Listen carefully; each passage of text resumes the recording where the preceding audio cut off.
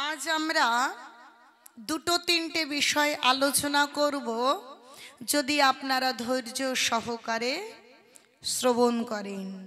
প্রথমত অর্চা বিগ্রহ কাকে বলে, তারপরে আমাদের কিভাবে আয়ু বৃদ্ধি হবে, তৃতীয়ত যে অল্প পরিমাণে ভক্তি করলেও সেই ভক্তির ফল কখনো বিনষ্ট হয় না।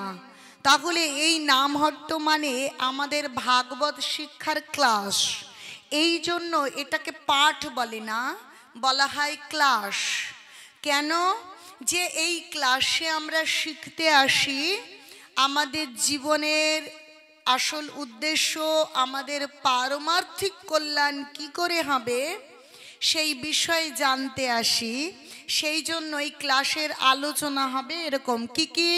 প্রথমে আলোচনা হবে অর্চা বিগ্রহ কাকে বলে, দ্বিতীয় আলোচনা হবে আমাদের আয়ু এত কমে যাচ্ছে কেন এবং এই আয়ুটাকে বৃদ্ধি করব কিভাবে।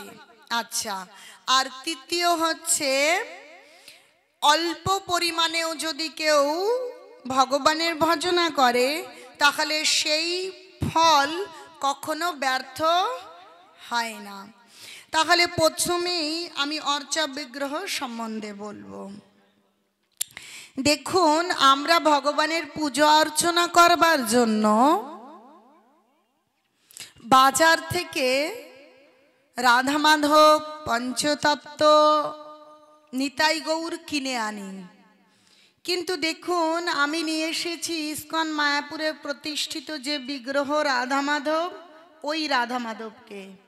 যে পঞ্চতত্ত্ব ওখানে বিগ্রহ সেবিত হয় সেই পঞ্চতত্ত্ব, যে নৃসিংহ ভগবান সেবিত হয় সেই নৃসিংহ ভগবানের চিত্রপট, এবং জগন্নাথ বলদেব সুভদ্রা মহারানী সুদর্শন চক্র। যে বাজার থেকে কেনা যে চিত্রপটগুলো সেইগুলোকে আমরা না পুজো করে কেন কোনো মন্দিরের সেবিত বিগ্রহের চিত্রপট বা আলেখ্য আমরা কেন সেটাকে গ্রহণ করব পুজো করবার জন্য। আমরা যে বাজার থেকে কিনে নিয়ে আসি সেই চিত্রপট বা আলেখ্য কোনো শিল্পী তার দক্ষতায় তিনি অঙ্কন করেছেন, না তিনি ভক্ত, না তিনি ভগবানকে ভালোবাসেন, এরকম কোনো বিষয় নয়, তার শৈল্পিক দক্ষতায় তিনি করেছেন। তাহলে সেই চিত্রপটগুলো নিয়ে আসলে যে বলে না ব্যাটে বলে হওয়া, আমাদের মনে সেই যে ভক্তির জাগরণ, সেই জাগরণ হয় না। যেমন একটা টিউব থাকলেই তা দিয়ে আলো বিকরিত হতে পারে না, তাই না? তাতে কারেন্টের লাইন আবার তার জোড়া থাকলেও হবে না, তারের সঙ্গে পাওয়ার হাউসের সঙ্গে সংযোগ লাগবে। এমনি এই যে অর্চা বিগ্রহ আমরা নিয়ে আসি, এই অর্চা বিগ্রহ কোনো না কোনো মন্দিরে সেবিত হচ্ছে, 5 বেলা তার সেবা হচ্ছে, তার আরতি হচ্ছে, ভোগ হচ্ছে। তাহলে ওই বিগ্রহ শুধুমাত্র বিগ্রহ নয়, বলছে বিগ্রহ নও তুমি সাক্ষাৎ ব্রজেন্দ্র নন্দনা, বিগ্রহ নও তুমি সাক্ষাৎ শচী নন্দন। ওই বিগ্রহ কোনো সাধারণ বিগ্রহ নয়, ওটা সাক্ষাৎ ভগবান। তো সেই ভগবানের ছবিটা যখন নিয়ে আসছি, যেমন মানুষ আর মানুষের ছবি, আমি এখানে রয়েছি, আপনারা ভীষণ শ্রদ্ধার সঙ্গে কথা বলেন। এখন আমার ছবিটা দেখে নিশ্চয় আপনারা পা দিয়ে মারিয়ে যাবেন না, বা গুরু মহারাজের ছবি যাই ছবিটা মারাবেন না, কারণ কি ওই ছবিটা আর মানুষটা অভিন্ন, তাই না? তাহলে যখন সেবিত বিগ্রহ সেবিত হচ্ছে, তিনি জীবন্ত আচার্যদের দ্বারা সেবিত, সেই বিগ্রহের যখন ছবি চিত্রপট হচ্ছে সেটাকে অর্চা বিগ্রহ বলে।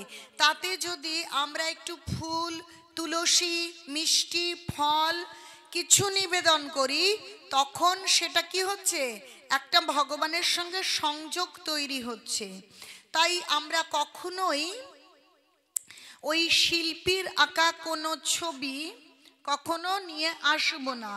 আমরা অর্চা বিগ্রহ, যে মন্দিরে প্রতিনিয়ত নিয়ম করে সেবা হচ্ছে, সেই সেবিত বিগ্রহের আলেখ্য আনবো, যে আলেখ্যটাকে বলা হয় অর্চা বিগ্রহ।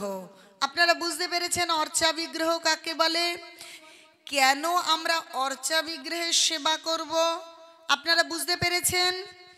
যদি আপনারা কেউ কোনো কিছু বুঝতে না পারেন, তাহলে আপনারা জিজ্ঞাসা করবেন। জিজ্ঞাসা করলে বা না জানলে কোনো সমস্যা নেই, তাতে কোনো লজ্জার কিছু নেই। সেটা গীতায় ভগবান বলছেন যে তদ বিদ্ধি প্রণিপাতেন প্রশ্নেন সেবয়া উপদেক্ষান্তি তে জ্ঞানান জ্ঞানেন তত্ত্বদর্শিনা। যদি আমরা না জানি জিজ্ঞেস করব, না জানতেই পারি, তাতে কোনো লজ্জাও নেই, তাতে কোনো সমস্যা নেই। আপনারা জিজ্ঞেস করলেই যে আমরা সমস্ত প্রশ্নের উত্তর আমি জানি তাও না, আমি কিছুই জানি না। যদি আমার জানা থাকে উত্তর দেব, আর যদি জানা না থাকে তাহলে আচার্যবৃন্দদের কাছ থেকে জেনে বলবো। গীতা, ভাগবতম, চৈতন্য চরিতামৃত, পুরাণ আদি উপনিষদ থেকে জেনে উত্তর দেব, না জানা কোনো সমস্যা নেই। এইবার দ্বিতীয় আলোচনা আমাদের আজকে, যে এই কলিযুগে মানুষের আয়ু ভীষণ কমে যাচ্ছে। কলিযুগের গড় আয়ু 100 বছর, কিন্তু সেখান থেকে এখন মোটামুটি 50-60, বেশি হলে 70-এ গড় আয়ু প্রতিনিয়ত কমছে। যে এই আয়ুটা ক্ষয় হবার কারণটা কি? দেখুন, আমাদেরকে ভগবান যে যেমন করে তৈরি করেছে, আমাদের জন্য যে যে ব্যবস্থাপনা করেছে, প্রত্যেকটা বিষয়ের মানে আছে, কিন্তু আমরা কেউ সেগুলো জানি না বা বুঝতে চেষ্টা করি না। নিজেদের মতন করে বোঝবার চেষ্টা করি, শাস্ত্র, গীতা, ভাগবতম অনুযায়ী বোঝবার চেষ্টা করি না। তাই আমরা সঠিক জ্ঞানকে লাভ করতে পারি না। তাই মানব জীবন সার্থক হচ্ছে না, আমাদের আয়ু কমে যাচ্ছে, আমাদের দিনগুলো অপচয় হচ্ছে। দেখুন, ভগবান আমাদেরকে তার মতন করে সৃষ্টি করলেন।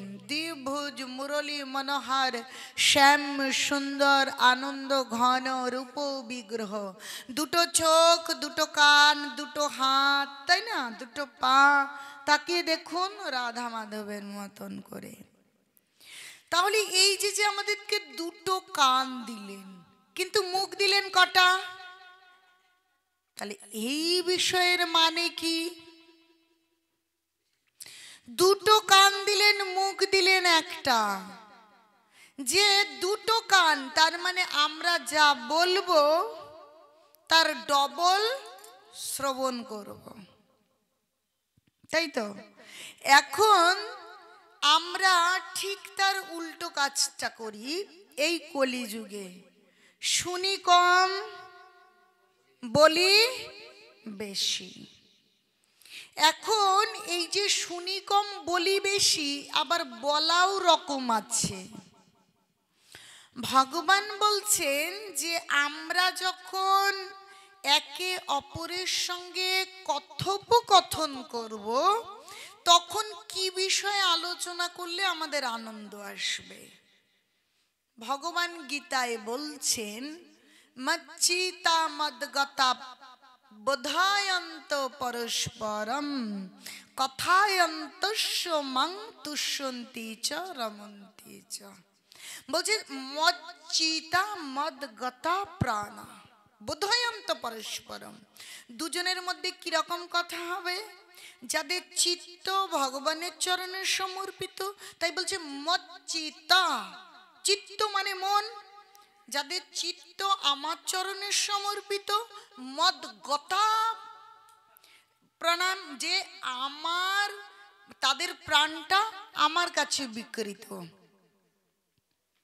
কথায়ন্তস্য মাং, তাদের মধ্যে কথা বলবে কি নিয়ে? আমাকে নিয়ে। তুষ্যন্তি চ রমন্তি চ, তিনি আনন্দ পাবেন, তুষ্যন্তি তুষ্ট হবেন, রমন্তি চ আনন্দে তিনি রমণ করবেন। কিন্তু আমরা কথা বলছি না, আমরা ভগবানের চরণে সমর্পিত, আর আমরা সব সময় ভগবানকে বাদ দিয়ে জড় জাগতিক বিষয় বা নিজেদের বিষয় নিয়ে কথা বলছি, ঠিক? আর যতই নিজেদের বিষয় নিয়ে কথা বলছি, নিজেদের আত্মীয় পরিজন, নিজেদের এই বডি রিলেটেড, শরীর রিলেটেড চিন্তা ভাবনা নিয়ে এক অক্ষর কথা বের করছি, তখন কি হচ্ছে জানেন? আপনারা সমুদ্রের তীরে বা নদীর তীরে চোরাবালি বোঝেন? বালুচর, মনে হচ্ছে সেখান দিয়ে হেঁটে আমি সুন্দর যেতে পারবো, কিন্তু কি হলো? পাটা ফেসে গেল। যতই উঠবার চেষ্টা করছি কি ততই ফেসে যাচ্ছি, যতই উঠবার চেষ্টা করছি ততই ফেসে যাচ্ছি।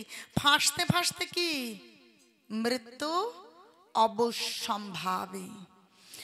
তো এই যে আমাদের প্রত্যেক দিনের অহর্নিশ কথা বলা, এটাই আমাদের সমস্যার মূল কারণ।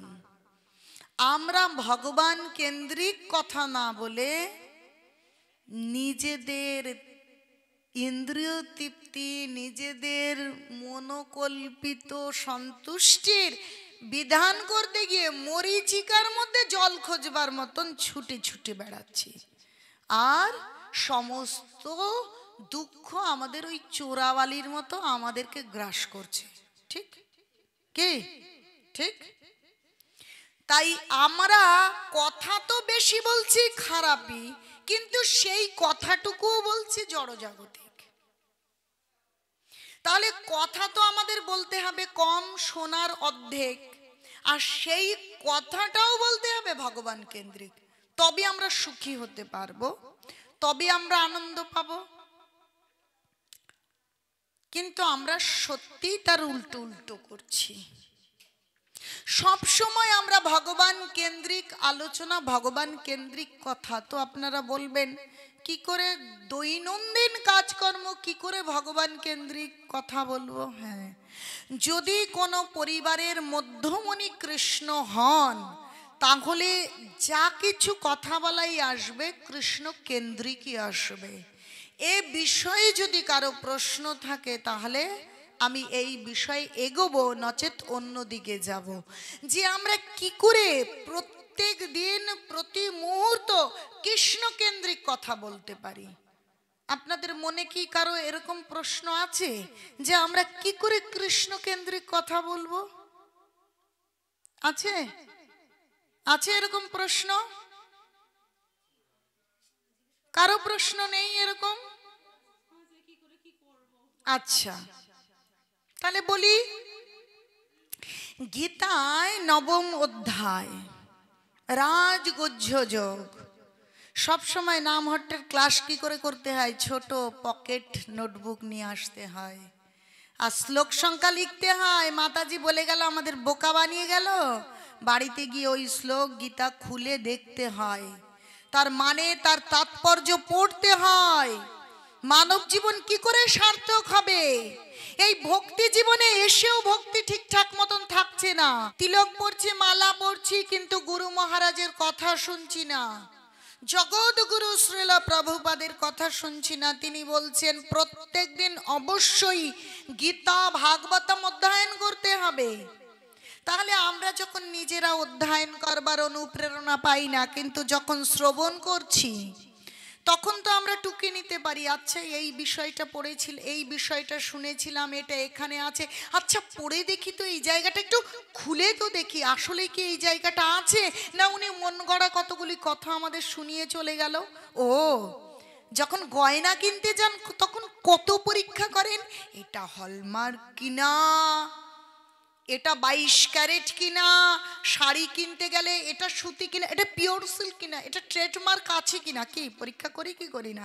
তাহলে যেখানে আমাদের মানব জীবনের প্রশ্ন, প্রকৃত ধর্মের প্রশ্ন কত মূল্যবান, যে মানব জীবনে ধর্ম ছাড়া আমরা পশু সমান, যখন সেই প্রকৃত ধর্মের প্রসঙ্গ আসছে তখন কেন আমরা যাচাই করছি না? তখন কেন খোঁজ করছি না? ও যাচাই করতে গেলে যে শাস্ত্র পড়তে হবে, আমরা বড্ড অজুহাত দিতে ভালোবাসি, আর আমরা কখনোই জগৎগুরুর কথা শুনছি না, তাই সমস্ত বিপত্তি আমাদেরকে গ্রাস করছে। আপনারা নোট করুন আর বাড়ি গিয়ে এইভাবে গীতার ওই শ্লোক খুলে পড়ুন, অনুবাদ, তার তাৎপর্য পড়ুন, দেখুন জীবন যদি না পাল্টেছে। তো নবম অধ্যায় রাজগুহ্য যোগের 27 নম্বর শ্লোক, সেখানে ভগবান বলছেন, যদ করোষি যদো স্নাসি যজ্জু হোষি দদাসি যত যত তপস্যাসি কুন্তেও তৎ কুরুষ মদর্পণম। ও কুন্তেও, তুমি যা কিছু করছো আমাকে দাও। যত করোষি, তুমি যা করছো আমাকে দাও। যদো স্নাসি, তুমি যা আহার করছো আমাকে দাও। যজ্জু হোষি দদাসি দত, যা হোম করছো তুমি আমাকে দাও। যত তপস্যাসি, যা কিছু তপস্যা করছো আমাকে দাও। দদাসি যত, যা দান করছো তুমি আমাকে দাও। তৎকরুষ্য মদর্পণম, এই যা যা করছো সবকিছু আমাকে দাও। তাহলে সবকিছু আমাকে দিতে বলছে। তাহলে দেখুন প্রথমে কি বলছে, তুমি যা করছো আমাকে দাও। তাহলে আমরা যা কাজ করছি, যে আমি ভগবানের সেবা করব, নচেত এ জীবন পশুর সমতুল্য, তাহলে আমাকে ভগবানের সেবা করতে হবে। ভগবানের সেবা করতে গেলে একটা গৃহ, তার মাঝখানে ভগবানকে বসাতে হবে। এখন গৃহ বানাতে গেলে কি, যা সামগ্রী লাগে ইনকাম তো করতে হবে, কারো না কারো তো ইনকাম করতে হবে। তাহলে সেই বাড়ি কেনা, বড় বাড়ি বানানো, টিনের বাড়ি বলুন, 5 তলা বলুন, সেই বাড়ির মাঝখানে, কারণ আমার মানব জীবন সার্থক হবে ধর্ম করতে। ধর্ম করলে, ধর্ম করতে গেলে ভগবানকে স্থাপনা দিতে হবে। এখন ভগবানকে স্থাপনা দেব আমার বাড়িতে, তাহলে তো বাড়ি বানাবো, তাহলে সেই জমি ক্রয়, বাড়ি বানানো সবকিছু ভগবান কেন্দ্রিক হলো কি হলো না? এখন সেই সব করতে গেলে কেউ চাকরি করে, কেউ ব্যবসা করে, কেউ ডাক্তারি করে, কেউ অন্যের বাড়িতে পরিচারিকার কাজ করে, কাজ করে ইনকাম করে টাকা পয়সা নিয়ে আসে। তাহলে সেই টাকা পয়সা কি ভগবান কেন্দ্রিক হলো কি হলো না? এখন গৃহের মাঝখানে ভগবান, সকালবেলা হলে বাড়ি ঘর পরিষ্কার করে ভগবানকে আরতি, তাহলে এই যে পরিষ্কার পরিচ্ছন্ন করলাম, তার উদ্দেশ্য কি হলো? ভগবান হলো। এখন বলছে যদ স্নাসি, যা কিছু আহার করছো ভগবানকে দিতে হবে। তাহলে সমস্ত কিছু পরিষ্কার করে ভগবানকে যে যে বিষয় দেয় ভগবান জানেন আমাকে কি কি বিষয় দিতে হবে, তাই ভগবান বলে রাখলেন, পত্রং পুষ্পম ফলম তয়ম যো মে ভক্তা প্রযচ্ছতি। তিনি পাতা, ফুল, ফল, জল, দধি, দুগ্ধ গ্রহণ করে। তাহলে কি কি গ্রহণ করে আমরা জানি। আর ভগবান বললেন, তুমি যা গ্রহণ করবে তুমি আমাকে দেবে।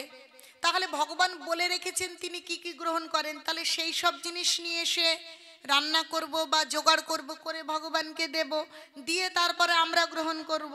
তাহলে রান্না বান্না, বাজার করা, মশলা বাটি, মশলা বাটা, আমান্য করা, সব কার উদ্দেশ্য হয়ে গেল? এখন বাড়ির প্রভু আজকে মাস্টারি করছেন, দিদিমণি আজকে মাস্টারি করছেন। তিনি এই ভগবানের সেবাটা গীতা ভাগবতম ভক্তদের থেকে শিখলেন। এখন ছেলেমেয়েরা সেই সব দেখে দেখে বড় হচ্ছেন। তাহলে তারা ডাক্তার হোক আর ইঞ্জিনিয়ার হোক, তারা যে ভবিষ্যতে ইনকাম করবে, তাহলে তাদের ইনকাম দিয়ে ভগবানের সেবা হবে। তো তাদের পড়াশোনা বা তাদেরকে বড় করতে যে পড়াশোনার খাতে যে খরচ, তাহলে সেই খরচটা কার উদ্দেশ্যে? তাদের শিক্ষা করানো, তাহলে সেটা কার উদ্দেশ্যে হয়ে গেল? ভগবানের উদ্দেশ্যে। তাহলে দেখুন সব কিছু ভগবান কেন্দ্রিক হয়ে যায়। বলছে দদাসি যত, তপস্যাসী, যা কিছু তপস্যা করব তাও ভগবান কেন্দ্রিক করব। তপস্যা, দিনে আমরা অন্তত দুমালা ভগবানের নাম জপ করব, ভগবানের নাম করব। কিন্তু আমরা জানি না ভগবানের নাম করা ধর্ম। কেউ একটু পুজো করছি, কেউ শনিবার, কেউ সোমবার মানছি, ব্যাস ধর্ম হয়ে যাচ্ছে। না, ওটা ধর্ম নয়। প্রকৃত ধর্ম হচ্ছে, এই কলিযুগের ধর্ম হচ্ছে নাম সংকীর্তন। কলিতে অনেক খারাপ আছে, তার মধ্যে সর্বশ্রেষ্ঠ গুণ হচ্ছে হরিনাম সংকীর্তন। তাই ভাগবতম বলছেন, কলের দোষে নিধে রাজন নস্তি হিক্ক মহান গুণ, কীর্তনাদেব কৃষ্ণ মুক্ত সঙ্গ পরম ব্রজেত। যেই কলিযুগে অনেক কলুষতা আছে, কিন্তু তার মধ্যে শ্রেষ্ঠ গুণ স্বয়ং অনাদির আদি গোবিন্দ গৌরাঙ্গ মহাপ্রভু দিলেন কি? কীর্তনাদেব কৃষ্ণস্য। যদি ভগবান কৃষ্ণের নাম কীর্তন করি তাহলে মুক্ত সঙ্গ পরম ব্রজেত, এর মুক্ত সাধুদের সঙ্গ করব এবং অন্তিমে পরম ব্রজেত মানে ব্রজধাম, ভগবানের ধাম আমরা প্রাপ্ত হব। কি? হরিনাম। এই কলিযুগের সেই ধর্মটা কি? হরিনাম। তাহলে যদি আমাদের তপস্যা করতে হবে, তাহলে সেই তপস্যাটা কি করব? মানুষ নানা কিছু বুঝে যে যার মতন করছে, যে যার এমনিতে গাইছে গোবিন্দ গোবিন্দ, কিন্তু সিংহাসনে রাধা মাধব গোবিন্দ নেই। গীতা পড়ছে না, আমাদের ধর্মগ্রন্থ গীতা, সেখানে ভগবান হচ্ছেন কৃষ্ণ। আচ্ছা, গুরু মহারাজ আলাদা, গুরুদেব আলাদা আলাদা হতেই পারেন, তাহলে আমরা ভজনা করব কৃষ্ণের, কিন্তু কৃষ্ণ নেই, আমরা ভজনা কার করব? শাস্ত্র মানছি না। গীতা ভাগবতম এগুলো তো কারো মানুষের লেখা নয়, 5000 বছর আগে লেখা। সেখানে বলছে আরাধ্য ভগবান ব্রজেস্তনস্তদ্ধাম বৃন্দাবন। যে আরাধনা করব কার, তপস্যা করব কার? ভগবানের কৃষ্ণের। কিন্তু আমরা ভগবানের আরাধনা না করে, ভগবানের নাম না করে, যা মন চাইছে আমরা তাই করছি, তাই আনন্দ পাচ্ছি না। কিন্তু গীতায় ভগবান কি বললেন? যে তপস্যা যদি করতে হয়, এই মানব জীবনকে সার্থক করতে হয়, তাহলে ভগবানের তপস্যা করতে হবে। যদি দান করতে হয় তাহলে ভগবানকে দান করতে হবে। ভগবানকে কি করে দান করব? যা কিছু আনবো আগে ভগবানকে নিবেদন করব, নিবেদন করে প্রসাদ রূপে গ্রহণ করব, যা কিছুই হোক না কেন। আর যদি দিতেই হয় পরমার্থ হবে, যে ভক্ত ভগবানকে দেবে তারপরে পাবে। যাই দিন, যাই আসুক তার হাতে, তিনি ভগবানকে না দিয়ে পান না। তাকে যত খুশি দান করুন, সেই দান পরমার্থ হবে। কিন্তু আপনি দান করলেন, তিনি গিয়ে জাল কিনে মাছ ধরে বসলো, আছে না? এরকম একটা লীলা আছে যে একজনকে দান করেছেন, তিনি কি করেছেন, যে আমি তো খেতে পাই না, 10টা টাকা দিয়েছে, আজকে যদি খেয়ে ফেলি তাহলে তো আজকেই শেষ হয়ে যাবে, তাহলে এটা খাবো না। এটা দিয়ে বর্ষায় জল হয়েছে, চারিদিকে জল থই থই করে, আর জলে আপনা আপনি মাছ হয়, তাহলে এই 10টা টাকা দিয়ে আমি একটা জাল কিনি। জাল কিনেছে, এখন জাল কিনে মাছ ধরছে আর বিক্রি করছে। এই করতে করতে প্রত্যেক দিনই তার কি লাভ হচ্ছে, আর জাল কি বেড়ে যাচ্ছে। প্রত্যেক দিনই হত্যা লীলা কয়েক হাজার গুণ করে বেড়ে যাচ্ছে। এখন যিনি দান করেছিলেন, তিনি একদিন তার মৃত্যু এসে গেছে, বার্ধক্য এসেছে। এখন মৃত্যুর পরে যমদূতেরা কি করেছে, টানতে টানতে নিয়ে গেছে এবং সেখানে শেষ বিচার। সেখানে বলছে যে আমি তো জীবনে দান ধ্যান পুণ্য কাজে আমার মন, তাহলে আমাকে কেন এই যমযাতনা পেতে হবে? বলছে তোমার দান ধ্যানে পুণ্য কাজে মন আছে, কিন্তু কোথায় দান করতে হবে তুমি তা জানো না।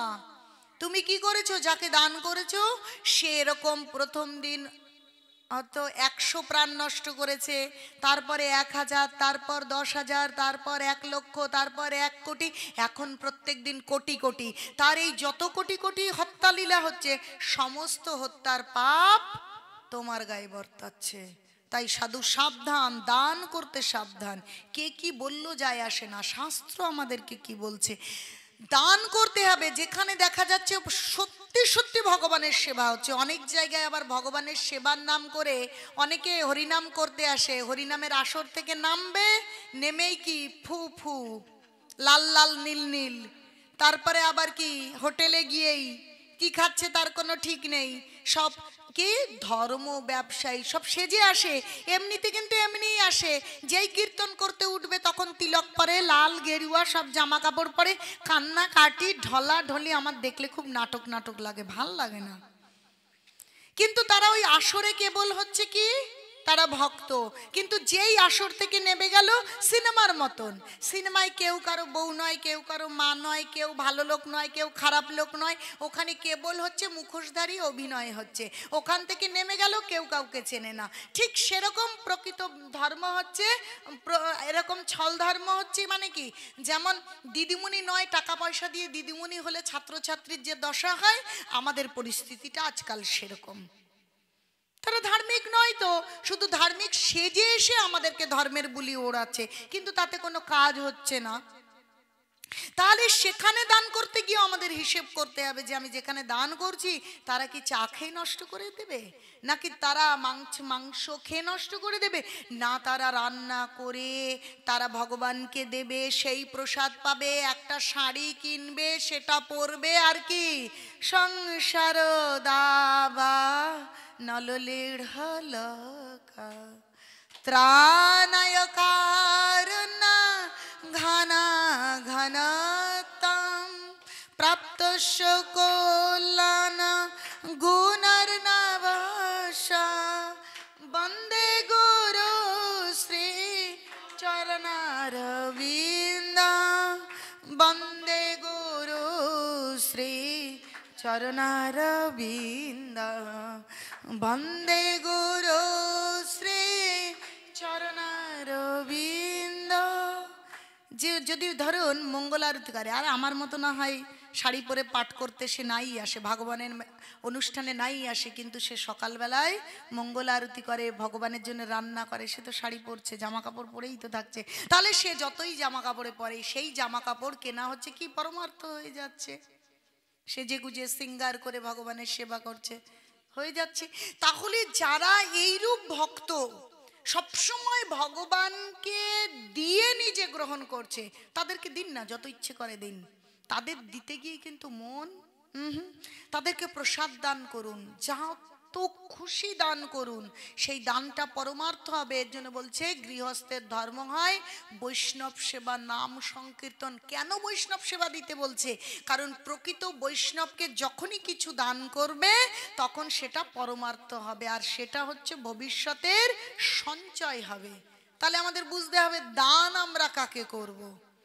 তো যখন ওই জমালয়ে গেছে, তাকে যমদূত বলছে তাহলে তোমার তো সব পাপ এসে গেছে, এখন তুমি এর জন্য যম যাতনা তোমাকে ভোগ করতেই হবে।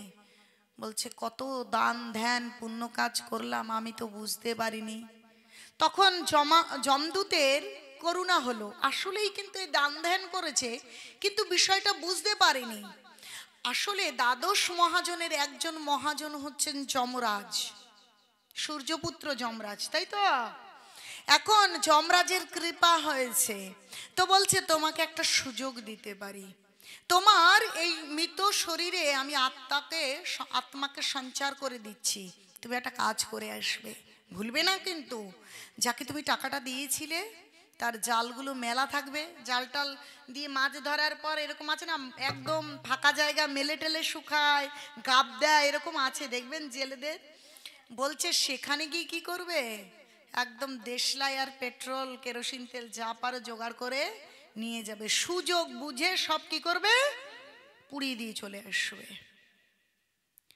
তো সত্যি সত্যি ও কি করেছে, সেই কথা স্মরণ করে এরকম পুড়িয়ে দিয়ে চলে এসেছে। এই আমাদের এই জীবনে হঠাৎ হঠাৎ আমাদের অনেক অনিষ্ট হয়, আমরা এরকম বলি আমি কি ওর পাকা ধানে মই দিয়েছি, আমার জমিটা এরকম করে কেড়ে নিল, আমার এরকম সমস্যা করলো, আমার ওরকম হলো, ওরা কেন আমার ওরকম করলো, ওরা আমার শত্রু, ওরা আমার এরকম, ওরা খারাপ, ওর জন্যে আমি বাড়ি থাকি না, ওর জন্যে আমার বিয়ে ভালো হয়নি, কেবল আমরা এরকম বলি না।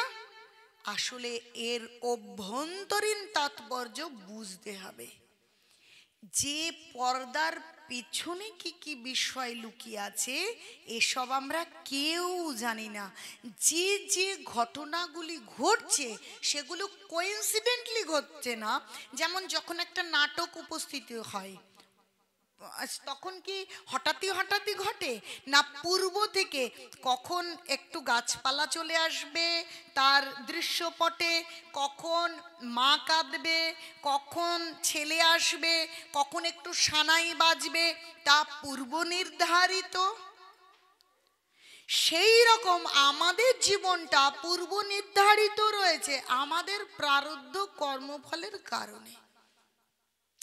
তাই প্রত্যেক ঘটনার পেছনে একটা অভ্যন্তরীণ উদ্দেশ্য বা কারণ রয়েছে, আর আমরা একটা কারণ বা আমাদের জড়জাগতিক চিন্তা ভাবনা চক্ষু দিয়ে আমরা দর্শন করছি।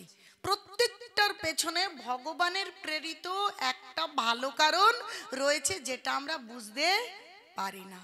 তাই কোনো বিষয়ে আমরা বিচলিত না হয়ে সকলের কাছে আমি চরণে ধরে ধরে অনুরোধ করব, যা যত ঘটনা যা কিছু হচ্ছে ভালো মন্দ সমস্ত কিছু নিয়ে গিয়ে কি কৃষ্ণের চরণে।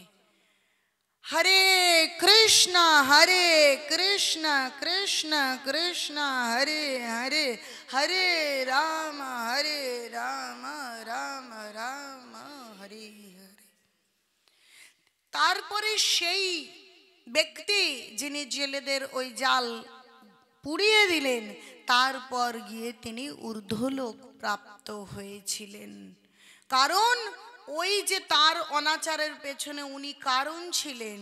তাই আমরা যারা প্রসাদী ভক্ত, কাউকে টাকা পয়সা, ভক্তদের আমরা অনেক সেবা দেব, কিন্তু যারা ভগবানকে নিবেদন করেন না, ভগবানকে ব্যতি রেখে জীবনযাপন করে এমন ভিক্ষুককে ভিক্ষা দিতেও সাবধান। কি দিতে পারেন? শাড়ি দিতে পারেন, ভগবানকে নিবেদন করে শাড়ি দিয়ে দেন না। আহার দিন, ভগবানকে নিবেদন করে প্রসাদ দিয়ে দিন। ফল কিনে ভগবানকে নিবেদন করে ফল দিয়ে দিন, কিন্তু ওইভাবে টাকা পয়সা দেব না।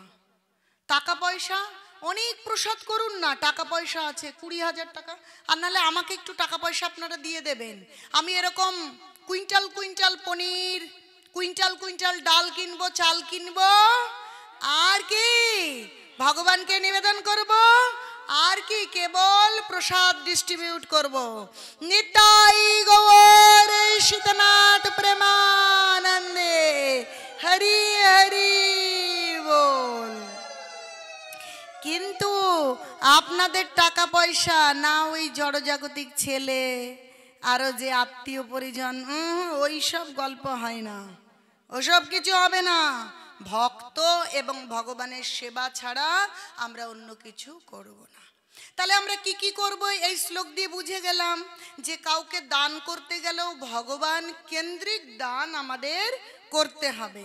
তাই বলছে যদ করুষি যদ স্ন্যাসি যজ্জু হোসি দদাসি যত তৎ করুষ্য মদার্পণম। যা কিছু করছো ভগবানকে অর্পণ করো। তাহলে এইভাবে যদি আমরা ভগবানকে অর্পণ করি, তাহলে দেখবেন প্রত্যেকটা কথা সারা দিন ভগবান কেন্দ্রিকই হবে, ভগবানের বাইরে কোনো কথা হবে না। এখন এই ভগবান কেন্দ্রিক কথা বলবো, তবুও আমরা শ্রবণ করব বেশি। তাই নববিধা ভক্তি যখন প্রহ্লাদ মহারাজ বলছেন শ্রবণ কীর্তনং বিষ্ণু, নববিধা ভক্তির প্রথমটাই আসে কি? শ্রবণ। আমরা শ্রবণ করব বেশি। কি? আমরা ভাগবত কথা শ্রবণ করব। আমরা এখন যে ফোন বলছে বিজ্ঞানের একটা হচ্ছে আশীর্বাদ অভিশাপ, যদি আমরা ফোনে আজে বাজে জিনিস দেখি আমাদের চিন্তা ভাবনা অন্যদিকে যাবে। যদি ফোনে আমরা ভাগবত কথা শ্রবণ করি, কাজ করতে করতে শুনতে পারি, তাহলে আমাদের শ্রবণ হয়ে যাচ্ছে। আমরা এরকম আসরে শ্রবণ করতে পারি। আমরা গীতা ভাগবতম যদি অধ্যয়ন করি, তখন অধ্যয়ন করলে কি একটু জোরে জোরে একজন অধ্যয়ন করলে 10 জন শ্রবণ করতে পারে, বা আমি পড়ছি, পড়েও তো আমার কানে দিয়েই শ্রবণই করছি। আর আমরা হরিনাম জপ করব যাতে নিজের জপটা অন্তত কানে শ্রবণ করতে পারি, কারণ আমরা প্রাথমিক স্তরের ভক্ত। মনে মনে জপ করা যায়, কিন্তু অনেক ঊর্ধ্ব স্তরের কথা আমরা এখনো, আমি তো হইনি, আপনারা হয়তো হলেও হতে পারেন, কারণ অত ঊর্ধ্ব হতে পারিনি, উন্নত হতে পারিনি, তাই শ্রবণ করে করে জপ করব। তাহলে যে কলুষতা আমাদেরকে গ্রাস করতে আসছে সেগুলো গ্রাস করে না। তো হরিনাম করলে আমাদের আয়ু বৃদ্ধি হবে, সেই বিষয়ে আপনাদের একটা কাহিনী বলতে চাই। তাহলে দেখুন যে আমরা হরিনাম যখনই জপ করব, হরিনাম মুখে উচ্চারণ করব, তখনই আমাদের আয়ু বেড়ে যাবে। একে তো ভাগবত কথা শ্রবণ করব, গীতা ভাগবতম অধ্যয়ন করব, ভগবান কেন্দ্রিক জীবন করব, আর যখনই আমরা ভগবানের নাম করব আমাদের আয়ু বৃদ্ধি অবশ্যম্ভাবী। তো সেই বিষয় ভাগবতমের 6ষ্ঠ স্কন্ধ প্রথম দ্বিতীয় অধ্যায়ে অজামিলের উপাখ্যান রয়েছে। কর্ণকুব্জ নগরে অজামিল নামক এক ব্রাহ্মণ বাস করতেন। সে এক পতিতা দাসীকে দর্শন করে তার প্রতি আসক্ত হয়ে তার ব্রাহ্মণোচিত জীবন থেকে তিনি অধঃপতিত হন। তার কাহিনী যদি আমরা আলোচনা করি তাহলে বুঝতে পারবো কি করে হরিনাম জীবনে আসলে আয়ু বৃদ্ধি হয়। এই অজামিল শুদ্ধ ব্রাহ্মণ ছিলেন, তার পিতামাতা ভক্ত ছিলেন এবং পিতামাতার ভগবানের সেবায় সহযোগিতা করাই তার কাজ ছিল। পিতামাতা ভগবানের ভক্ত, তো পিতা ভগবানের ভজনা করতেন, তার ফুল তার সমিত যা কিছু প্রয়োজন তিনি বন থেকে সংগ্রহ করে এনে দিতেন। এইভাবে তার সুন্দর জীবন চলছিল। সম্ভ্রান্ত ব্রাহ্মণ পরিবারে ছিলেন, তার স্ত্রী পুত্র কন্যা ছিল। এরকম করতে করতে একদিন তিনি যখন বনে গিয়েছেন তখন এক শূদ্রা রমণী, শূদ্র রমণী মানে জেনে শূদ্র ঘরে জন্ম, মানে শিডুল কাস্ট বা শিডুল ট্রাইব, তিনি কিন্তু শূদ্র নন। যিনি স্বভাবে শূদ্র তিনি শূদ্র। এটা আবার তাহলে গীতায় যেতে হয় ভালো করে বুঝিয়ে বলতে গেলে, যে ব্রাহ্মণ ক্ষত্রিয় বিশং শূদ্রানাং চ পরন্তপ কর্মাণি প্রবিভক্তানি স্বভাবৈর প্রভবৈর গুণে। যে প্রত্যেকের স্বভাব এবং গুণে ব্রাহ্মণ ক্ষত্রিয় শূদ্র হয়, ব্রাহ্মণ ক্ষত্রিয় বৈশ্য শূদ্র হয়। শূদ্রের ঘরে জন্ম নিলেই যেমন শূদ্র হয় না, ব্রাহ্মণের ঘরে জন্ম নিলে কিন্তু ব্রাহ্মণ হওয়া যাবে না। কেউ ব্রাহ্মণ থাকলে অসন্তুষ্ট হবেন না, এ কথা গীতার কথা বলছি, আমার বানানো কথা নয়।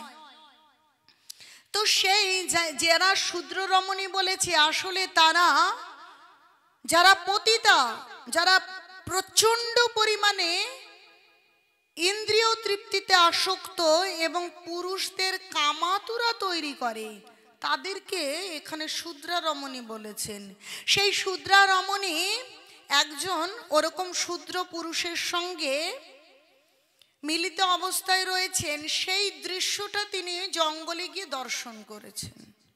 এখন দর্শন করে ওই শূদ্রা রমণীর প্রতি আসক্ত হয়ে গিয়েছেন এবং বাড়িতে এসেছেন, সবসময় ওই রমণীর কথা চিন্তা করছেন। চিন্তা করতে করতে তার যে ব্রাহ্মণোচিত গুণ, সেই গুণ অনিষ্ট হয়ে গেছে। তিনি কি করেছেন, সেই শূদ্রা রমণীর কাছে চলে গেছেন। এবার সেখানে গেলে কি হবে, তার পিতামাতা শুদ্ধ ভক্ত কি তা মেনে নেবে? পিতামাতার থেকে বিচ্ছিন্ন হয়ে গিয়েছেন, তার গৃহে সুন্দরী পতিব্রতা স্ত্রী, তাকেও আর কি ভালো লাগছে না, সে সেই রমণীর সঙ্গে বনে চলে গিয়েছেন। বনে গিয়ে সেখানে সংসার পেতেছেন।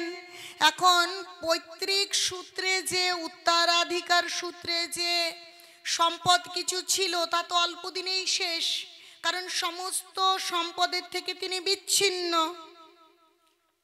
এখন সম্পদ শেষ হলে কি করবে? ওই শূদ্রা রমণী, ওই রমণীর মনের সন্তুষ্টি বা তাকে সন্তুষ্ট করবার জন্য তাসপাশা, জুয়া, লটারি, জুয়া খেলতে হবে তো টাকা নিয়ে আসতে হবে। চৌর্যবৃত্তি, ডাকাতি এসব করতে শুরু করেছে।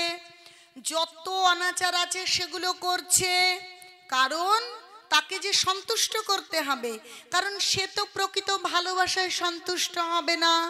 এই পতিতা যারা রয়েছে তারা কিন্তু এই পুরুষদের ভালোবাসা নামক বস্তু তারা জানে না, কেবল টাকা, গয়না, শাড়ি এই তারা চেনে, তারা ভালোবাসা চেনে না। আর আমাদের সমাজে এই বিষয় যত উত্তরোত্তর বৃদ্ধি পাচ্ছে, ততই চুরি, ডাকাতি, খুনোখুনি সব কি বৃদ্ধি পাচ্ছে। তাহলে এখনো সময় আছে যাতে আমরা একটু ভগবানমুখী হই, নিজেদেরকে সংযত করি।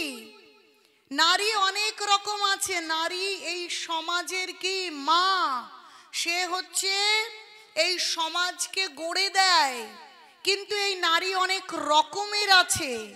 তো আমাদের সব সময় পাপ ফেলতে গিয়ে হিসেব করতে হবে যে কিরকম নারীর ফাঁদে আমি পা দিতে চলেছি। সব সময় চিন্তা ভাবনায় বুদ্ধিকে বড় করতে হবে, কোনো ইন্দ্রিয়ের বেগকে বড় করা যাবে না, যে আমরা কোথায় যাচ্ছি, এর ফল কি হতে পারে।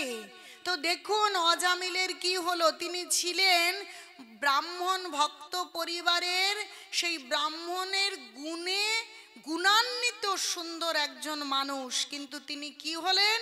তিনি জুয়াচোর, জুয়ারি, চোর, ডাকাত, ছিনতাইকারী হয়ে গেলেন। এইভাবে ওই কামাতুরা মহিলার সঙ্গে সংসার করছেন। এক এক করে 10টা পুত্র হয়েছে। 88 বছর বয়স হয়ে গেছে, তখনও তার কি, তার পত্নী সন্তান সম্ভাবা। দেখুন শাস্ত্র না মানলে কি হয়। শাস্ত্র বলছে যে ব্রহ্মচর্য, গার্হস্থ, বানপ্রস্থ, সন্ন্যাস, প্রথম 25 বছর ব্রহ্মচর্য ব্রত পালন করতে হবে, পরের 25 বছর গার্হস্থ জীবন, পরিবারে থাকবো, গৃহস্থ হব।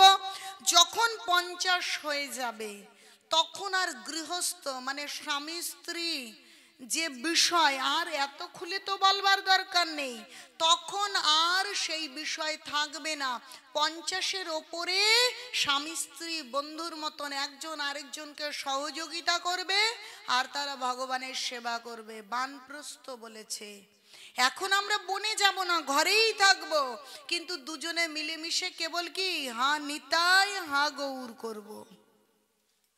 আর যখন 75 হয়ে গেল পরে তো সন্ন্যাস, তখন তো কোনো কিছুর সঙ্গে লেনা দেনা থাকবে না। এই যে ব্রহ্মচর্য ব্রত যদি কেউ 25 বছর পালন করে, 25 বছর গার্হস্থ, গার্হস্থ মানে কি ভগবান কেন্দ্রিক গৃহস্থ জীবন। ভগবান কেন্দ্রিক না হলে গৃহমেদী হয়ে যেতে হবে, ভগবান কেন্দ্রিক থাকলেই গৃহস্থ হওয়া যায়, সেটাও আশ্রম। ভগবান কেন্দ্রিক পারিবারিক জীবন এবং বানপ্রস্থ, এই 3টে আশ্রম যদি সঠিকভাবে কেউ পালন করে তাহলে শেষের 25 বছর তিনি সন্ন্যাসী হয়ে যাবেন আপনা আপনি। তাকে সংসার ছাড়বারও দরকার নেই, বৃন্দাবনেও যাবার দরকার নেই। তিনি তার যেখানে বাড়িঘর সেখানে থেকেই তিনি ব্রজবাসী হতে পারেন, তিনি সন্ন্যাসী হতে পারেন। কিন্তু আগের 3টে আশ্রম যদি তিনি সঠিকভাবে পালন করেন তখন সদাই কি হরে কৃষ্ণ কৃষ্ণ কৃষ্ণ হরে হরে, হরে রাম রাম রাম হরে হরে। আর তখন সদাই কৃষ্ণ কৃষ্ণ করবেন। আর সেই সময়টায় আমাদের এই কলিযুগে কি বার্ধক্য এসে মোটামুটি বয়স 100 বছর, মৃত্যু আসবে। আর মৃত্যু আসলে কি হবে? কার কথা মনে পড়বে? কেন ভগবানের কথা মনে পড়বে? কারণ সে তো 3টে আশ্রম সেইভাবেই গেছে। তাহলে যখন ভগবানের কথা মনে পড়বে, গীতায় বলছে কি, অন্তকালে চমামেব স্মরণ মুক্তা কলিবরম য প্রয়াতি সমাদ্ভাবং জাতি নস্তত্র সংশয়। অন্তিম সময়ে যিনি ভগবানকে স্মরণ করেন তিনি ভগবানের ধামই প্রাপ্ত হন। তাহলে এই যে অন্তিম সময় যে ভগবানের কথা স্মরণ হবে, যদি আগে থেকে পড়াশুনো না করে পরীক্ষায় কি পরীক্ষা দেওয়া যাবে? তাহলে দেখেছেন এখন কিন্তু আজামিল শাস্ত্র গ্রন্থ কিছুই মানেননি। 88 বছর হয়ে গেছে, তার স্ত্রী তখন সন্তান সম্ভবা। তাহলে তিনি কি মেনেছিলেন? এখন অনেক ওষুধ অনেক কিছু বেরিয়ে গেছে, সন্তান সম্ভবা হচ্ছে না, কিন্তু কেউ শাস্ত্র মানছে না, শাস্ত্রকে বুড়ো আঙুল দেখাচ্ছে। তাই শাস্ত্র আমাদেরকে বুড়ো আঙুল দেখিয়ে দিচ্ছে, মর বেটা তুই। কেউ 40-এ, কেউ 50-এ, কেউ 60-এ, সব কি এই এত সুন্দর মানব দেহ পেয়ে মানব দেহ কি অপচয় করে কোথায় কোন শরীরে চলে যাবে কেউ জানে না। বুঝতে পারছেন? এখন ওই বয়সে তার স্ত্রী সন্তান সম্ভবা, কিন্তু তিনি তো সব ভুলে গিয়েছেন। কিন্তু তিনি আগে কিন্তু ভগবানের ভজনা করেছিলেন। তার বাবার মায়ের সঙ্গে যখন ছিলেন, তার ছোটবেলা তিনি ভগবানের ভজনা করেছেন, ভগবানের সেবায় অংশগ্রহণ করেছেন। আর গীতায় 2য় অধ্যায় সাংখ্যযোগ, সেখানে 40 নম্বর শ্লোকে ভগবান বলছেন, ন ইহ অভিক্রম নাশস্তি প্রত্যাবয় ন বিদ্যতে স্বল্পম অপি অশ্ব ধর্মস্য ত্রায়তে মহতে ভয়াত। বলছে যদি অল্প পরিমাণেও কেউ ভক্তি করে তাহলে তার ফল কখনো বিনষ্ট হয় না। এখন সে ওই আগের এই রমণীর সঙ্গে, পতিতার সঙ্গে সংসার করবার পূর্বে সে কিন্তু ভক্তি জীবনে ছিলেন, ভগবান এবং ভক্তের সেবা করেছেন, কিন্তু আজ সে পতিতা হয়ে গেছে, কিন্তু সেই ফলটা বিনষ্ট হয়নি। তাই ভগবান এবং ভক্ত তাকে কৃপা করতে এসে গিয়েছেন। তিনি কোথায় আছে জানেন না, সেই গ্রামে একজন সাধু এসেছেন। সাধু আসলে সাধু কি করছেন, ওখান দিয়ে যে রাত তো হয়ে গেছে, কোথাও একটা বিশ্রাম নিতে হবে। তো ছেলে মেয়েরা খেলা করছে, বলছি কি, আচ্ছা শোনো না, এখানে কোনো ভক্ত বাড়ি আছে যেখানে আমি একটুখানি একটা রাত বিশ্রাম করতে পারি? যেমন আমরা কোথাও গেলে খুঁজি না ভক্ত বাড়ি কোথায় আছে, একটু প্রসাদ পাওয়া যাবে, তেমনি এখন ওই অজামিল তো সাধুই ছিল, কিন্তু পরে আজে বাজে হয়ে গিয়েছে। কিন্তু সবাই ব্যঙ্গ করে বলে না, যখন সাধু হয়ে কেউ একটু আধটু ব্যতিক্রমী আচরণ করে তখন ওই ব্যঙ্গ করেও কিন্তু বলে, ওই যাও সাধু বাড়ি আছে, যাও যাও যাও। তো ওই সন্তান, ওই ছেলে মেয়েগুলো বলছে যাও যাও, ওই তো গ্রামের ওই পাশে অজামিল সাধুর বাড়ি, যাও যাও যাও ওখানে যাও। তো সাধুর মন কি সাদা, বলছে যে কালো চশমা পরে সে জগৎকে কি দেখে, যে লাল পরে লাল। যে প্রকৃত সাধু তার মনে তো সরলতা, তিনি ভেবেছেন সত্যি সত্যি আসলেই ওই অজামিলের গৃহে গিয়েছেন। গৃহে গিয়ে এখন অজামিলের ওই যে স্ত্রী তিনি রয়েছেন, দেখছেন সন্তান সম্ভবা। এবার যতই সে খারাপ হোক তবুও তো সে মা, সে চায় তার সন্তানদের ভালো হোক। যখন দেখেছে একজন ভক্ত বৈষ্ণব এসেছেন, তাহলে তাকে বসতে দিয়েছেন, হাত পা ধোয়ার জল দিয়েছেন, বলেছেন আমি কি একটু বিশ্রাম করতে পারি? তো বলেছেন আপনি কি বিশ্রাম এখানে করবেন? বলছি কেন করব না। ঠিক আছে, তাহলে তিনি কি করেছেন, চাল ডাল সব কিছু জোগাড় করে দিয়েছেন, তিনি রান্না করে ভগবানকে নিবেদন করেছেন, ওই বাড়িতে প্রসাদ পেয়েছেন, রাত্রি যাপন করেছেন। করে যখন চলে যাবেন তখন বলছে আচ্ছা মা, তোমার কতগুলো ছেলে মেয়ে? তো বলছে এই তো 9টা ছেলে, আর হচ্ছে আমি আর সন্তান সম্ভবা। তখন বলছে এইবার যে তোমার পুত্র সন্তান হবে তার নাম তুমি তোমার স্বামী বাড়িতে আসলে নারায়ণ রেখো। বলছে ঠিক আছে, প্রণাম করেছে, আশীর্বাদ করে সাধু বাবা চলে গেছে। তো যখন অজামিল গৃহে এসেছে তখন তার স্ত্রী বলেছে যে ছেলের নাম নারায়ণ রাখুন, কারণ সাধু বাবা বলে গেছে। সত্যি সত্যি অজামিল ওই সন্তানের নাম নারায়ণ রেখেছেন। এখন সেই নারায়ণকে সে খুব ভালোবাসে। ছোট্ট সন্তান, নারায়ণ খেয়ে যাও, নারায়ণ একটু স্নান করো, নারায়ণ কোলে এসো, আদর করে। এইভাবে সারাক্ষণ নারায়ণ নারায়ণ নারায়ণ উচ্চারণ করেন। এখন ওই বয়সে 88 বছর বয়স হয়ে গেছে, মৃত্যু আসন্ন। যখন মৃত্যু আসন্ন, মৃত্যু শয্যায় কেউ থাকবেন, মারা যাওয়ার আগেই যিনি যমদূত আসবেন, যেমন কর্ম করেছেন তার কর্ম অনুযায়ী হয় যমদূত আসবেন, না হলে বিষ্ণুদূত আসবেন। এখন ওনার কর্ম অনুযায়ী যমদূতেরা এসে উপস্থিত। 3 জন যমদূত এসেছেন।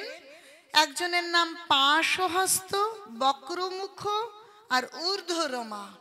3 জন যমদূত এসে উপস্থিত হয়েছেন। এখন যখন যমদূতেরা আসে তখন ওই আত্মাকে শরীরকে বের করে নিয়ে যাবার জন্য টানাটানি শুরু হয়, এবং তারা ভীষণ দৈত্যকায় দেখতে হয়, এবং তাদের দৃষ্টি, তাদের চেহারা এমনই যে ভীষণ ভীত সন্ত্রস্ত হয়ে যেতে হয়। আর সেই জন্যেই মানুষ যখন মৃত্যু শয্যায় থাকে অনেকেই কি মলমূত্র ত্যাগ করে, এবং এই চেহারাটা এমন হয় যে ভীষণ ভয় পেলে যেমন হতো তার চেহারাটা সেমন হয়ে থাকে। তার মানে যমদূত এসেছিল। এখন যখনই ওই ভীষণ দেখতে যমদূতদের দেখেছে তখনই ভীষণ ভয় পেয়ে ওই অজামিল কান্না করতে করতে নারায়ণ নারায়ণ নারায়ণ, মানে তার ছোট ছেলেকে ডেকেছে সে যেন তাকে বাঁচায়। এখন যখন মৃত্যু আসন্ন, আর সূত্র অনুযায়ী বলছে অন্তকালে যমেব স্বর্ণমুক্তা কলেবরম, যে অন্তিম সময়ে যিনি ভগবানের নাম স্মরণ করেন, এখন ভগবানের নাম ডেকেছেন, তখন ভগবান সঙ্গে সঙ্গে কি করেছেন, বিষ্ণুদূত পাঠিয়ে দিয়েছেন। এখন বিষ্ণুদূত এসে গেছে। যখনই যমদূতেরা ওই অজামিলের শরীর থেকে তার আত্মাকে বের করবেন তখন বিষ্ণুদূত এসে বলছে দাঁড়াও, এই শরীরকে আর তোমরা হাত দেবে না। ওরা তো খুব রেগে গেছে, কেন হাত দেব না? এই জগতে কখনোই আমাদের কাজে বাধা দান করতে কেউ পারেনি, আপনারা কেন আমাদের কাজে বাধা দান করছেন? তখন এই যমদূতের সঙ্গে এবং বিষ্ণুদূতের সঙ্গে কথোপকথন হচ্ছে। সেই সময় কিন্তু অজামিল এখনো মারা যায়নি। যমদূতেরা তার আত্মাকে টেনে বের করতে যাবেন, সেই সময় বিষ্ণুদূতটা সেই টেনে বের করাটা বন্ধ করে দিয়েছেন, তাহলে তিনি জীবন্ত আছেন। আর এদের দুজনের মধ্যে কথোপকথন হচ্ছে।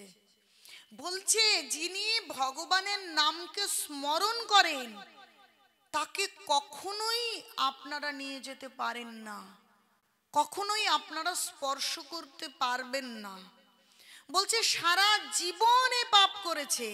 বলছে হ্যাঁ সারা জীবন করেছে, কিন্তু অন্তিম সময়ে তিনি নিরাপরাধে, কারণ তিনি কিন্তু যে আমার পাপগুলো বিনষ্ট হয়ে যাক এই চিন্তা করে নারায়ণকে ডাকেননি। আমরা অনেকেই আছি 7 নম্বর অপরাধ করি, কি নাম বলে পাপ আচরণ করি।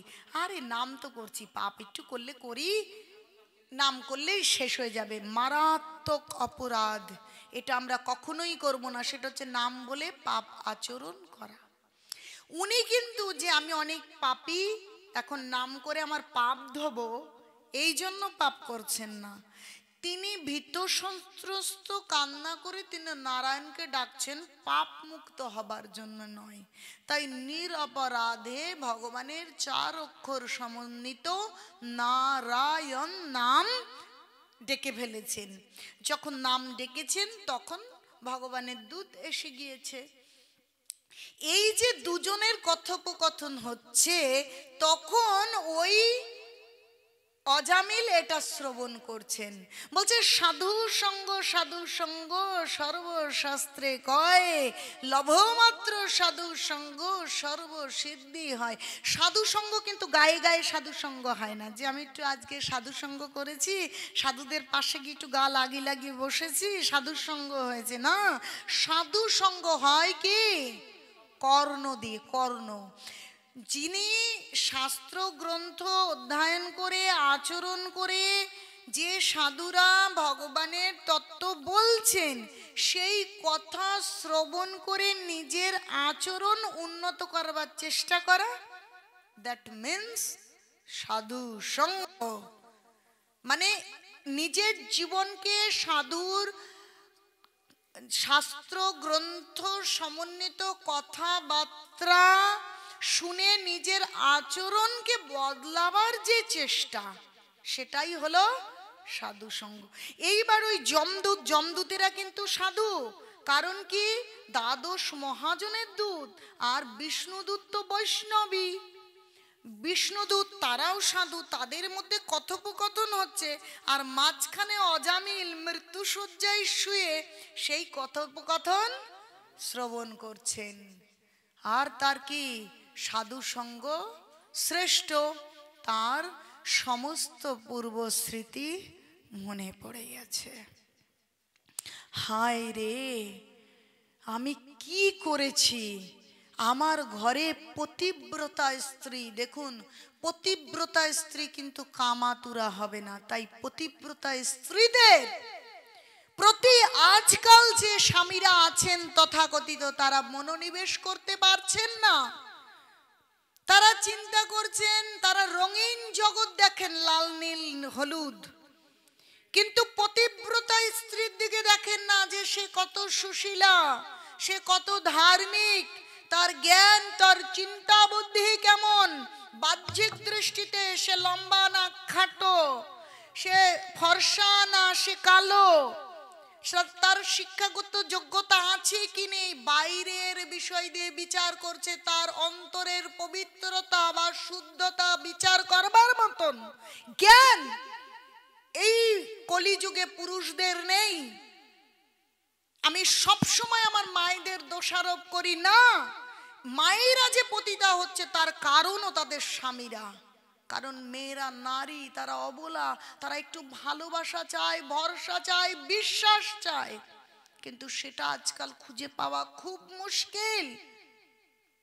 মানুষ চিন্তাই করে না যে মানব জীবন, যে কুকুর, বিড়াল, ইঁদুর, টিকটিকি সবাই মিলিত হয় ইন্দ্রিয় তৃপ্তি করে, এই মানব দেহের শ্রেষ্ঠত্বটা কোথায়?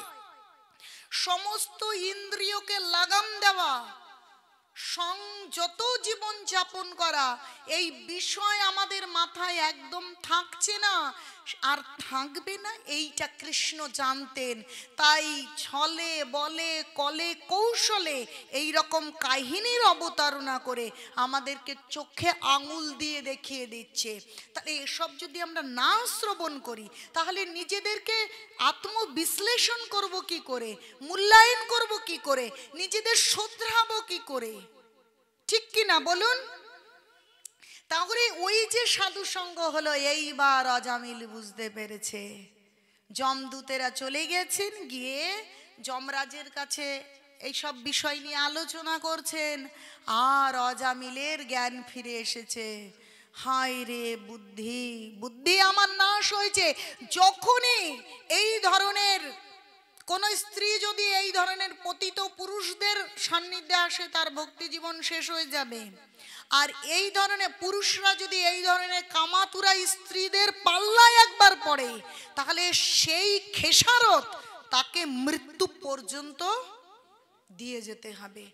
তো অজামিল বুঝতে পেরেছে যে যে তখন স্বীকার করছে যে ভীষণ অপরাধ হয়ে গেছে। আমরা মনে করি সবকিছু লুকিয়ে লুকিয়ে হচ্ছে, কিন্তু এই ভাগবতম বলছে যে সূর্য, অগ্নি, আকাশ, বায়ু, চন্দ্র, দেবতা, সন্ধ্যা, দিন, রাত্রি, দিক, জল, পৃথিবী, প্রতিটা জীবের হৃদয়ে বিরাজমান পরমাত্মা সকল কার্যের সাক্ষী হয়ে রয়েছেন।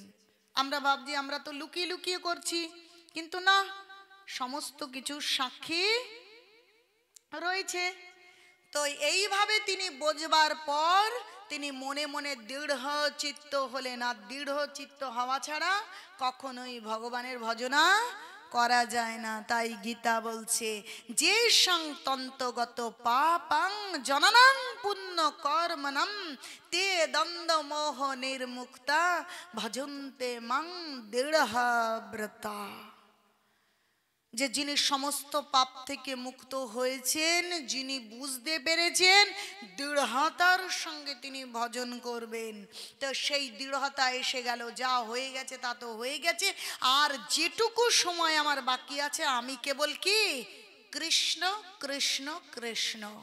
তিনি মনের ভেতরে দৃঢ় চিত্ত হলেন এবং যমদূত চলে গেছে, বিষ্ণুদূত চলে গেছে, মৃত্যু কিন্তু তার হলো না। তাহলে মৃত্যু আসন্ন, যমদূত নিতে এসেছে, তাহলে মৃত্যু হলো কেন? হয়নি, একমাত্র ভগবানের নাম করার জন্য।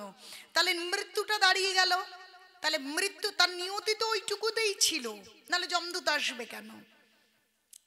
যখনই সে বুঝে গেল যে আমার ভুল হয়েছে, এবার ভজনা করতে হবে, তিনি কি করলেন? কোথায় চলে গেলেন? হরিদ্বার চলে গেলেন। আর গিয়ে একটা ভগবানের আশ্রমে তিনি সদাই ভগবানের নাম জপ করতে শুরু করলেন।